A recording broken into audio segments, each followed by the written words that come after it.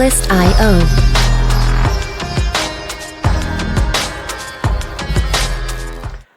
Kadem iyi günler diler. Hepinize yeniden merhaba. Görüşmeyeli umarım hepiniz iyisinizdir. Sorularınıza yanıtlar serisiyle karşınızdayız yine. Bugünkü sorumuz biraz zor bir soru. Gayb nedir? Fizyonomist gaybtan bilgiler mi verir? Sorularıyla karşı karşıyayız. Bu genişlemesine ve derinlemesine ele alınacak bir konu.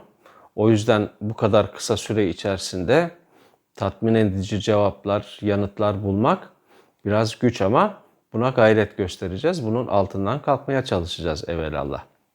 Şimdi öncelikle kendi pozisyonumu, hani bu soruyu yanıtlayacak kişi hangi pozisyondadır, hangi konumdadır, bir kere bunu bir açık edelim. Kendi pozisyonumu sizlere izah etmem gerekirse, ben Yüce Allah'a iman etmiş, Yüce Allah'ın sistemi olan İslam dinine iman etmiş, Yüce Allah'ın her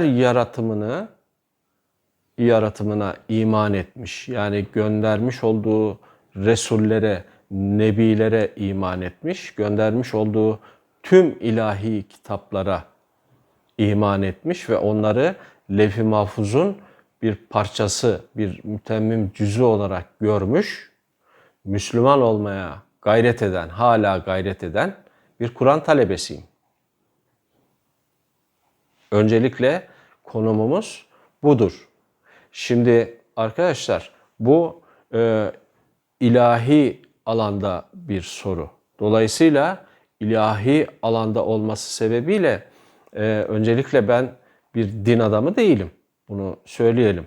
Ama söylemek istediğim şey din adamı değilim ama dinimin adamıyım. Bunu da söylemeliyim.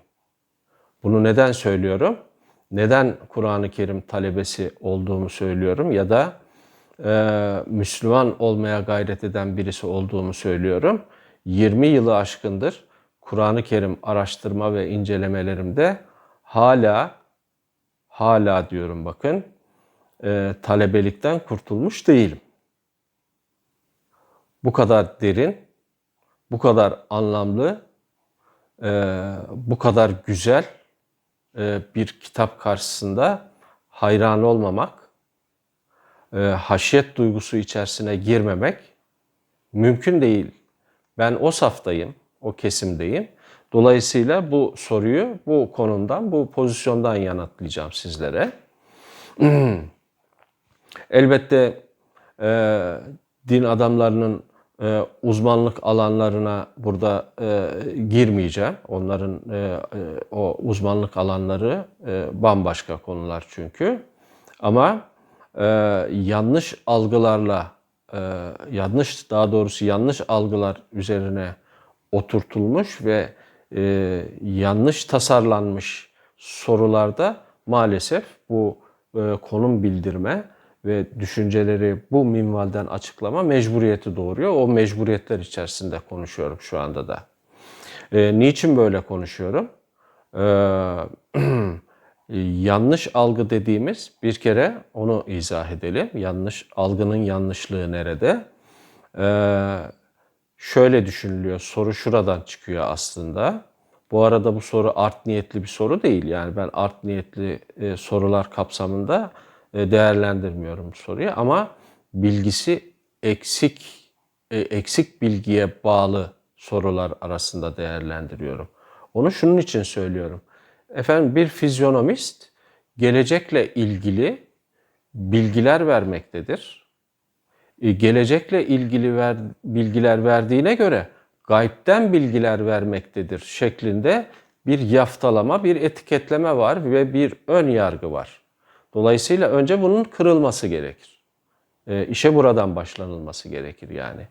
Bu niçin bir ön yargıdır ve kırılması gerekir? Çünkü gaybın tanımlanmasına yeniden dönmek gerekir. Gayb nedir sorusuna yani. Bunu biraz sonra tanımlayacağız. Dolayısıyla siz derseniz ki gayb gelecek bilgisidir derseniz buna itirazımız var. Neden itirazım var? Çünkü gayb gelecek bilgisi değildir. Bu nereden çıktı?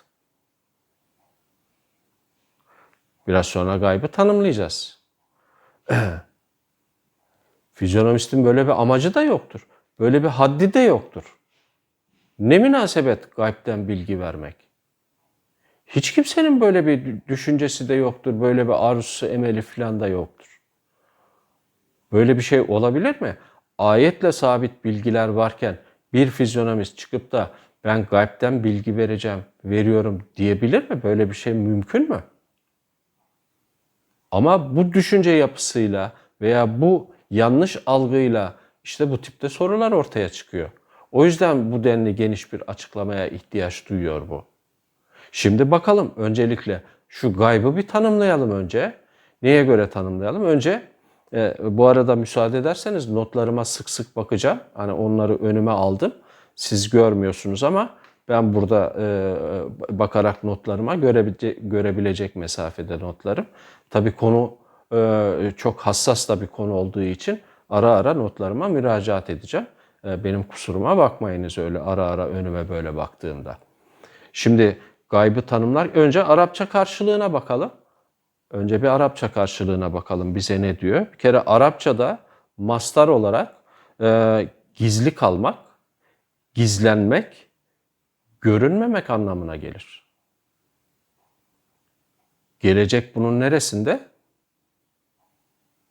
Hadi bu Arapçadaki mastar hali.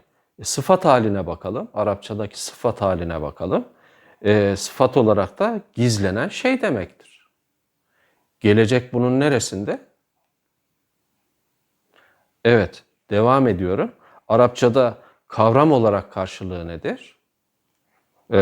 Kavram olarak karşılığı da akıl ve duyular yoluyla doğrudan ya da dolaylı olarak ulaşılamayan,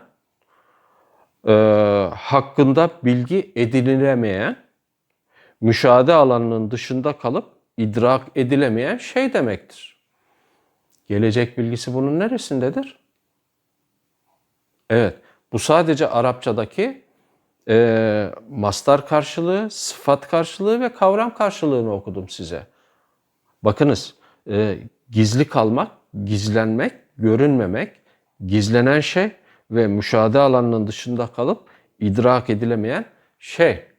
Şimdi bunu biraz daha derinlemesine ve incelemesine ihtiyaç duyuyor değil mi? Sadece kavram karşılığı da yetmiyor. Peki neye bakacağız? Hani bizim bilgilerimiz, biraz önce de söyledim. Ben din adamlarının sınırlarına girmek istemem. Onlara riayet ederim. Kendi sınırlarımın içerisine almadığım gibi bir başkasının sınırlarını da ihlal etmekten uzak dururum. Kaçınırım yani bundan. Bu bir saygı meselesidir. Şimdi neye bakalım peki? Bir referans vereyim. Yani çok fazla referans var ama çok fazla bu konuyla ilgili güzel bilgi var. Ama ben hatta size de önereyim yani. Buna yaptığım hazırlık sırasında notumu almışım sizlere de aktarmak için. Muhammed Ali Sabuni. Bilmeyenler araştırsınlar. Yani son derece düzgün, son derece güzel açıklamaları olan geçmişte bir insan. Neye nasıl ulaşabilirler? Burada yine referans göstermiş olayım yani kaynağımı. İşte Maşallah Turan'dan okudum en son. Tekrar ediyorum. Maşallah Turan. Şarkiyat İlmi Araştırmalar dergisinin bir makalesinden notlarımı almışım. Buna hangisini almışım? Nisan 2016, cilt 8, sayı 15, sayfa 130 ve 153 arasında notlarımı almışım. En son hani sizlere biraz daha düzgün, biraz daha sade, yalın anlatabilmek için notlarımı karıştırırken bunları bulmuşum. Size de öneririm yani bunları. Dolayısıyla tekrar edeyim ben. Şarkiyat İlmi Araştırmalar Dergisi Nisan 2016, cilt 8, sayı 15, sayfa 130 ve 153 arasını şöyle isterseniz kabaca bir göz atın. Ben videoyu gereksiz yere yarım saat, bir saat uzatmayayım yani burada. Dolayısıyla buraya baktığınız vakit bakın size güzel bir tanımlama daha çıkıyor. Deniyor ki 5 gayb, 5 duyu organının kapsamında olmayan her şeydir. Bakın gayet açık, net ve belirgin bir tanımlama. 5 duyu organına gizli olan şeylerdir. Evet, örtülü olup görünmeyen her şey gaybdır. Gayet güzel, net bir tanımlama. Devam ediyor. Henüz evrende varlık sahasına gelmeyen ve bilgisi sadece ve sadece Yüce Allah katında bulunan hususlardır. Bakın ne kadar sade ve yalın bir tanımlama. Görüyor musunuz? Gaybı, yani bu konu üzerinde epeyce çalışan insanlar konuları bu sadeliğe getirebilmek için belki yıllarını verdiler. Dolayısıyla siz bunca şey dururken, bu kadar bununla ilgili açıklama dururken, efendim gayb gelecek bilgisidir, fizyonomist de gelecekten biliyor, demek ki gaybden bilgi veriyor diye hazırlıksız bir biçimde ve bilgisi eksik bir biçimde soru soruyorsunuz demektir. Bunun olmaması gerekir ve bunun düzeltilmesi gerekir. Ha, bizler de bunlar için buralardayız. Yani buna kızdığımız, ettiğimiz vesaire filan bir şey yok. Ben devam edeyim. Peki gayb, tek bir gayb mı vardır? Bunu biraz sonra referans verdiğim Kur'an-ı Kerim'den de örneklendireceğim. Surelerle ve ayetlerle sabit bir yığın bilgi var. Fizyonomist ayetle sabit olan bir şeye karşı durabilir mi? Geçtim bir fizyonomisti, herhangi bir insan ayetle sabit bir şeye hayır bu böyledir diyebilir mi? Bu mümkün müdür? Mümkün değildir. O yüzden o tipteki ön yargılar lütfen bu şeylere karıştırılmasın. Bunları zaten ayıklayabilmek için ve bilgi kirliliğini ortadan kaldırabilmek için buralardayız. Peki gaybı nasıl ayırıyorlar? Bugünkü bu konuyla ilgili bilgin adamlara baktığınız vakit ya da geçmişteki bu bilgin adamlara, alim adamlara baktığınız vakit bakın ikiye ayırıyorlar gaybı. Bir, mutlak gayb diyorlar. İkincisine de izafi, göreceli gayb diyorlar. Demek ki gayb da ikiye ayrılıyor. Bunu biraz sonra bir ayetle örneklendireceğim. Akışta göreceksiniz zaten bunu da. Şimdi mutlak gayb bir kere Yüce Allah'ın zatındadır. Ve henüz varlık alemine inmemiştir. Belirtiler, hiçbir gösterge ortaya yere çıkmamıştır. Bununla ilgili zaten geçtim fizyonomisti. Hiçbir insanın bilgisi olamaz zaten burada. İnsanın bilgisi sınırlıdır. Bilgi çoktur ama insanın bilgisi sınırlıdır. Dolayısıyla herkes haddini hududunu bilmelidir buralarda. İyi fizyonomist arkadaşlarım da haddini hududunu bilen insanlardır. Gayet başarılı olanları var arasında. Benim de izlediğim, takdir ettiğim. Belki bu denli konulara eğilmeyen veya bu denli bilgisi yeterli olmayanları da vardır ama onların da bilgisi ileride çoğalacaktır. Öyle düşünüyorum ben. Ha, şimdi tekrar döneyim. Niye bu gaybı da ikiye ayırdım? Çünkü mutlak gayb hiçbir insan tarafından bilinemezken izafi gayb bazı insanlar tarafından bilinebilir. Biraz sonra da bunu örneklendireceğim. Hatta biraz sonraya da bırakmayalım onu. Gayb bir kere referans aldığımız Kur'an-ı Kerim'de kaç kez geçer? Benim notlarıma bakıyorum. 59 yerde geçiyor. 59 yerde Yüce Allah'ın uyarısını yaptığı gayble ilgili şeye bir fizyonomist başka yönde bir düşüncesi olabilir mi? Şimdi lütfen bana müsaade edin. Elimde yeniden ondan sonra alayım, referansımı önüme alayım yani. Ha, bu soruyu soranların referansı nedir onu bilmiyorum bu arada. Ama benim referansım Kur'an-ı Kerim, onu söyleyeyim. Ha, şimdi onunla ilgili geçtim bu 59 yeri. Hadi 3-5 tanesine şey edelim, bakalım. Hani Yine videoyu uzatmamak adına böyle şey diyorum, söylüyorum. Sırayla bakalım isterseniz. Notunuzu alın sizler de lütfen. Benim notlarım var. En'am 59, Nahl 77, Bakara 3, Cin 26, Ali İmran 179. Ben bunların notunu almışım. Bakalım şimdi. Bakara 3 ne söylüyor? Bismillahirrahmanirrahim. Bunu her defasında tekrar etmeyeceğim arkadaşlar. Benim alışkanlığımdır. Bilginiz olsun. Mutlaka aşmadan önce bir Müslümana yakışan tavırlar her neyse onları mutlaka yerine getiririm. Yani ondan emin olunuz. Dolayısıyla aşağıda yorumlarınıza yazarken de bunu dikkate alarak yorum yaparsanız, düşüncelerinizi ya da eleştirilerinizi yaparken de bunları dikkate alarak yaparsanız sevinirim, memnun olurum. Evet. Bakara 3 ne diyor? Onlar gayba inanır, namaz kılar ve kendilerine rızık olarak verdiklerimizden infak ederler. Yani dağıtırlar. Benim elimdeki şu anda sevgili Mehmet Okuyan'ın mealiyle karşınızdayım şu anda. Ben sadece sevgili Mehmet Okuyan değil, birçok meal ya da çeviri yapan, tefsir eden insanın da kaynaklarından faydalanmaya gayret eden bir kişiyim. Onu da bilginiz olsun. Yani en az 10-15 değişik kaynaktan da hani o nasıl yorumlamış, bir diğeri nasıl yorumlamışı da hani cross check'e, çapraz kontrole alan da bir kişiyim. Ondan da bilginiz olsun. Şimdi devam edeyim.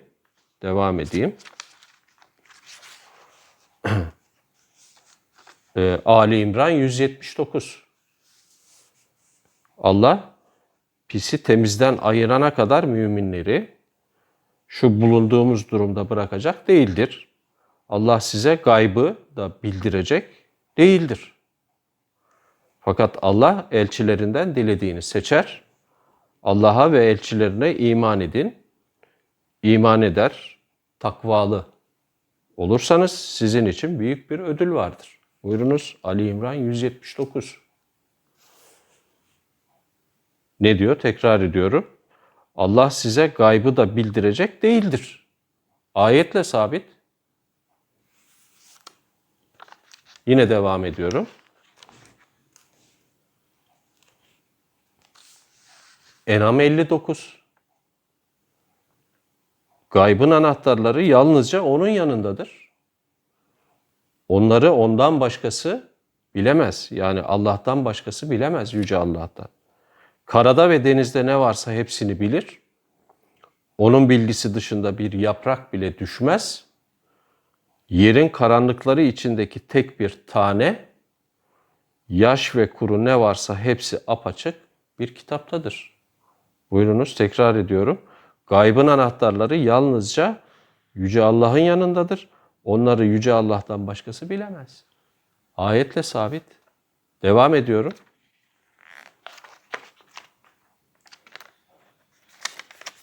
Biraz bekleteceğim. Kusuruma bakmayınız.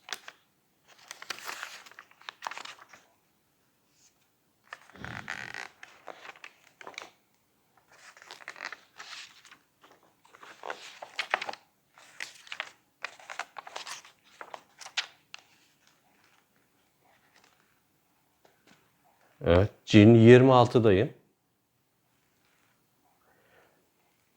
Gaybı bilen Allah gaybını kimseye açmaz.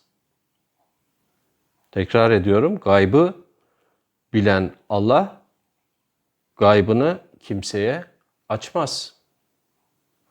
Evet, elimin altındaki gaybla ilgili ve referansım Kur'an-ı Kerim'den ayetler bunlar işte arka arkasına. Dediğim gibi 59 yerde geçiyor. Bunu sürdürmek istemiyorum daha. Videonun süresini uzatmamak için. Ama bunlar bile yeterli. Fazla bile, artar bile yani. Dolayısıyla gaybla ilgili ayetle sabit bilgiler bunlardır. Şimdi biraz önce ne yaptık? Gaybı ikiye ayırdık. Mutlak gayb, izafeli ya da göreceli gayb olarak, değil mi? Şimdi niçin ayırdığımızı size izah edeceğim. Nereye geleceğim? Geleceğim yeri söyleyeyim size de.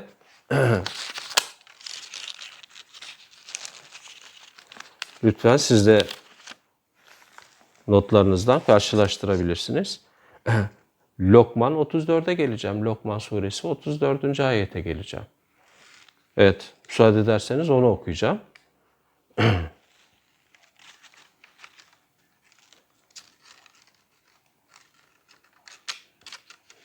Bismillahirrahmanirrahim. Şüphesiz ki son saatin bilgisi yalnızca Allah'ın katındadır. Yağmuru O yağdırır. Rahimlerde olanı O bilir. Kimse yarın ne kazanacağını bilemez. Kimse nerede öleceğini de bilemez. Şüphesiz ki Allah bilendir, haberdardır. Bunu tekrar etmek istiyorum sizlere. Lokman 34. Şüphesiz ki son saatin kıyameti kastediyor. Son saatin bilgisi yalnızca Allah'ın katındadır. Yağmuru O yağdırır. Rahimlerde olanı O bilir. Kimse yarın ne kazanacağını bilemez. Kimse nerede öleceğini de bilemez. Şüphesiz ki Allah bilendir, haberdardır. Evet, şimdi bunu bir kenara koyduğumuzda mutlak gaybla izafi göreceli gayb arasındaki farkı da işte buradan öğreneceğiz. Arkadaşlar bunlara çok uzun süreler biz çalıştık. Hala da öğreniyoruz. Kur'an-ı Kerim öyle bir kaynaktır. O yüzden soru zor ama benim işim kolay. Niye? Referansım sağlam. Şimdi yağmuru O yağdırır. İzafi görecelik gayb kapsamındadır. Bugün hava durumu tahminlerini nasıl yapıyorlar? Varlık sahasına inecek, belirtileri ortaya çıkacak. Ondan sonra mutlak gayb sınıfından çıkacak, izafi gayb sınıfına girecek. Bakın burada bir sınır var. Sınır nerede? Belirtilerin ortaya çıkması, yani varlık sahasına inmesi. Bugün hava durumu tahminini belirli teknolojik yenilikler yardımıyla bize hava durumu tahmini olarak karşımıza çıkartmıyorlar mı? Ne diyorlar? Hava sıcaklığının düşmesi, hava sıcaklığının yükselmesi, rüzgarın durumu, değil mi? Soğukluk, sıcaklık, rüzgar, fırtına, yağmur, kar, boran, bütün bunların bilgisini almıyor muyuz? Ve bunlar yüksek oranda isabet sağlamıyor mu? Fizyonomistler de fizyonomi analizi yaptıklarında, bir değerlendirmeye vardıklarında 5 aşağı 5 yukarı yanlış benzer yaklaşım sergiliyorlar burada. Burada fena halde bir benzerlik var işte. Şimdi biz hava durumuna, yani her gün izlediğimiz hava durumuna gaybden gelen bilgi mi diyoruz? Hayır. Ne yapıyorlar? Rüzgarın durumunu, değil mi? Güneş ışınlarının dünyaya geldiği açıları vesaire vesaire. O meteorolojik bilgilerin hepsini bir analiz halinde alt alta dizeliyorlar. Ondan sonra oradan bir yoruma, değerlendirmeye varıyorlar. Ve bugün %95 oranında da isabetli. Öyle değil mi? Yarın yağmurlu. Lütfen şemsiyenizi yanınıza almayı unutmayınız diyor. Bu sizin hayatınızı kolaylaştıran bir şey değil mi? Unutmayalım ki bu soruların kaynaklandığı ön yargılardan kurtulmak isteyen arkadaşlarıma benim bir önerim var. Etütlerini bir kere dikkatli yapmaları. Bir. İkincisi şu temel prensibi mutlaka edinmeleri. Bir, eğer referansınız Kur'an-ı Kerim'se Allah ne dedi? Bir. Allah ne demek istedi? İki. Allah bugün bunu söyleyecek olsaydı nasıl söylerdi? Üç. Bu üçlüyü mutlaka yapabiliyor olmaları gerekir. Arkadaşlarıma şiddetle tavsiye ederim. Tekrar ediyorum. Allah ne dedi? Bir. Allah ne demek istedi? İki. Allah bugün bunu söyleyecek olsaydı ne derdi? Ya da nasıl derdi? Bu da üç. Bu son derece önemli bir tekniktir ve tüm bu yolun yolcularına, tüm Kur'an-ı Kerim talebelerine de bunu öneririm şiddetle. Niçin bunu yapıyorum? Şu anda gelen, yani bu neticede Yüce Allah'ın büyük sistemi, İslam dininin o aracılıkla, o kulvardan, o kanaldan bize gelmiş mesajları değil midir bunlar? Ama bu mesaj ne zaman geldi? 1400 yıl önce Arap Yarımadası'nın şartlarında geldi. Orada anlaşılacak seviyede geldi. Bu evrensel bir kitapsa 1400 yıl sonra bizlere de bir şey söylüyor olması lazım. Ki öyledir. Bunu anlayabilmenin yolu da bugün bana Kur'an-ı Kerim'in mesajı nedir? Bana nedir? Şimdi şu anda bana nedir? Bunu yapabilmenin yolu biraz önce söylediğim üçlüyü sağlıklı bir şekilde yapabilmekten geçer. Bunu şiddetle tavsiye ediyorum, tekrar ediyorum, öneriyorum. Bu yapıldığı vakit bu ya da buna benzer sorular da orta yerden kalkacaktır. Fizyonomiste de yapıştırılan yaftalar, etiketlemeler de dolayısıyla büyük burada iyileşme daha olması gerekene, istenilen sonuca doğru gidecektir. Çünkü arkadaşlarım cevap vermekte zorlanıyorlar bu tipte şeylere, hususlara. Çünkü acımasızca ve gereksizce bir etiketleme durumu var burada. Ne münasebet bir fizyonomist gaybden bilgi veriyor. Bir sınır var, işte görüyoruz. İşte o sınırı geçtikten sonra, o sınır neresi? Yeryüzündeki varlık sahasına inmesi ve belirtilerin, göstergelerin ortaya yere çıkması. Artık beş duyunun sınırları içerisine girdikten sonra o artık gayb kapsamında değil, bu artık beş duyuyla anlaşılabilir. Akleden bir insanın, değil mi? Kur'an'da o 130 küsür yerde geçtiğini ben biliyorum. Akletmez misiniz diyor. İşte akleden bir insan o zaman bu neticelere işte bu yollardan sağlıklı bir biçimde varabilir. Peki ben buna devam edeyim. Bu sadece yağmuru o yağdırır kısmıyla ilgiliydi. Peki devam edeyim. Aynı mentaliteyle, aynı mantıkla devam edelim.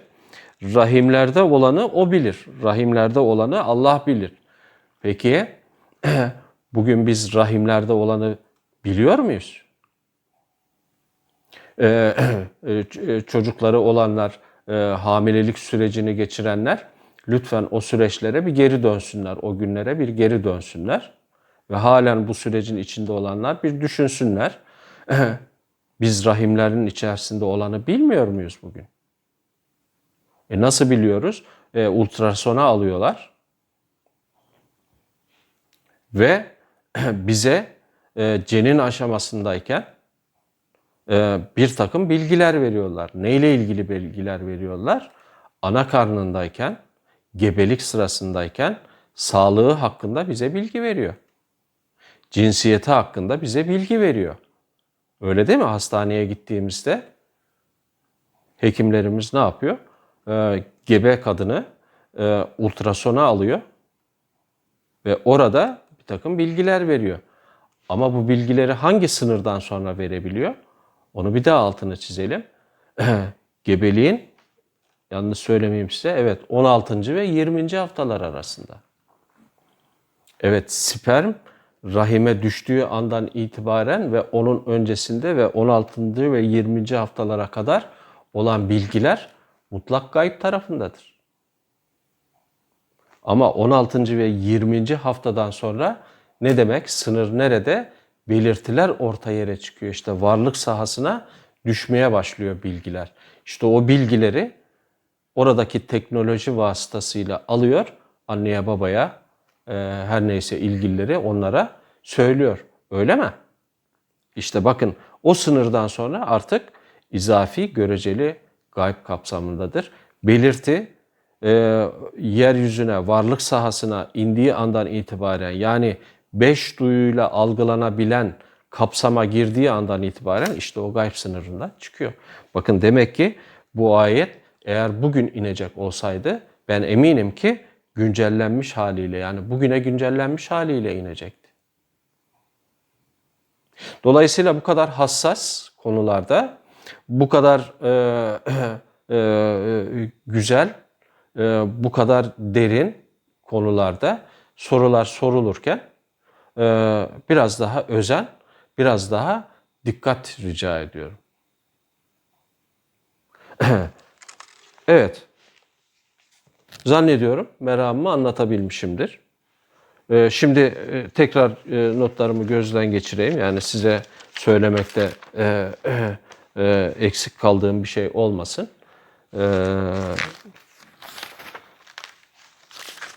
Sadece tabii burada da sınırlı kalmayabilir. Yani diğer öğretilerde de hani ne deniyor, hani oradaki düşünceler ne derseniz, işte Allah'ın sistemi içerisinde gönderilen tüm ilahi kitaplara ben iman ediyorum derseniz, bakın başka öğretiler de var. İnsan yapıp ettiklerini bilsin diye kudret kalemiyle ellerine nişaneler çizilmesi konusu var. Bilenler bilir. Kudret kaleminin ne olduğunu, nişanenin ne olduğunu bilenler bilir. Yine videoyu uzatmamak için girmiyorum o konuya.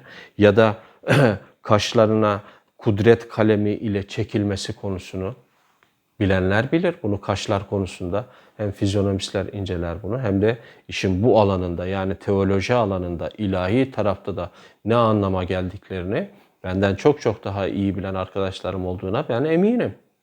O yüzden bu öğretilerin arasına baktığınızda da burada çok son derece değerli bilgiler var.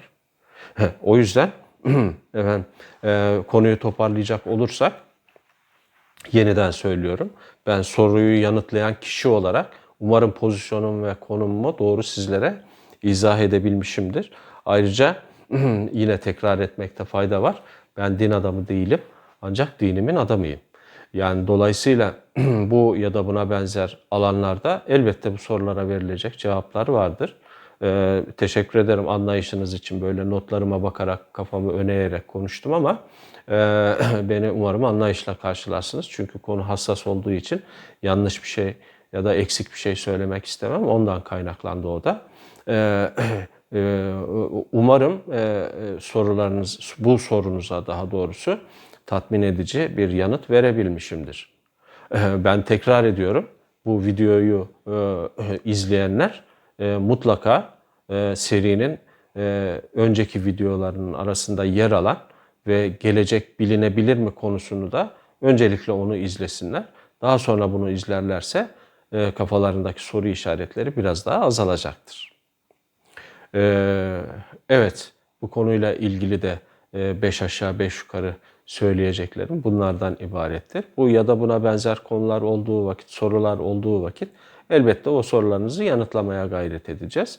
Mümkün olduğunca hani bilgimiz kadarıyla, görgümüz kadarıyla, ama şundan emin olabilirsiniz. Yine tekrar etmiş olayım. Referansımız bu konularda Kur'an-ı Kerim'dir. Bence Müslümana yakışan bir tavırda referansını mutlaka Kur'an-ı Kerim'den alan açıklamalarla yapar. Herkes de yaptığı işi, gücü Kur'an-ı Kerim'i referans alırsa bence Yüce Allah'ın sistemi olan İslam dinine daha iyi bir uyum sağlamış olur. Daha iyi uyum sağlayan Allah'a yakın olur. Allah'a yakın olan da daha huzurlu olur, daha mutlu olur. Benim düşüncelerim bunlar tabii. Böyle düşünmeyen arkadaşlarımın hangi referanslarla konuştuğunu da tabii önceden öğrenmek gerekir. Bu konuyla ilgili hani konuşmalar da hani sabahlar olmaz. Hani çok daha fazla uzatmak mümkün. Ama ben uzatmanın faydasını görmüyorum. Ara ara yine bu tipte sorular gelecek olursa, ya teoloji alanından, ilahiyat alanından gelecek olursa da mümkün olduğunca hata etmeden, haddimi hududumu bilerek de cevaplamak isterim. Bunlar da ayrı ayrı konular tabii. Evet, lütfen bu konuyla ilgili de yorumlarınızı, düşüncelerinizi videonun altındaki yorumlar kısmına yazabilirsiniz. Oradan da eksik kaldığını düşündüğünüz bir şey varsa veya başka sorular türeyecek olursa buradan da onlara da Eğer belli bir soru kalitesi varsa onları da yanıtlamaya gayret ederim ben ve ekip arkadaşlarım. Bize web sitemizden ulaşabilirsiniz. Daha detaylı bilgiler edinmek isteyenler veya bizi daha yakından daha iyi tanımak isteyenler adresimiz bellidir. Her videonun altında yer alıyor. Yine de ben söylemiş olayım. kademakademi.com.tr tekrar ediyorum. kademakademi.com.tr sosyal medyadan rahat yani takip etmeyi daha rahat bulanlar, onu tercih edenler için de sosyal medyadayız. Yani başta YouTube olmak üzere Instagram'dayız, Telegram'dayız, Facebook'tayız. Bize her yerden ulaşabilirsiniz. Efendim serinin bir sonraki videosunda görüşmek üzere diyelim o zaman. Sağlıcakla kalın. Her şey gönlünüzce olsun.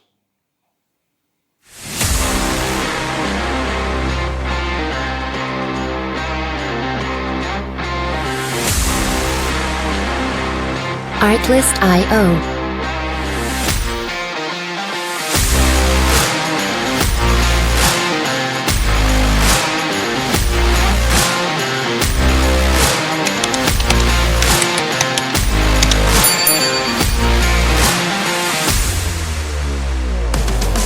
Music licensing reimagined.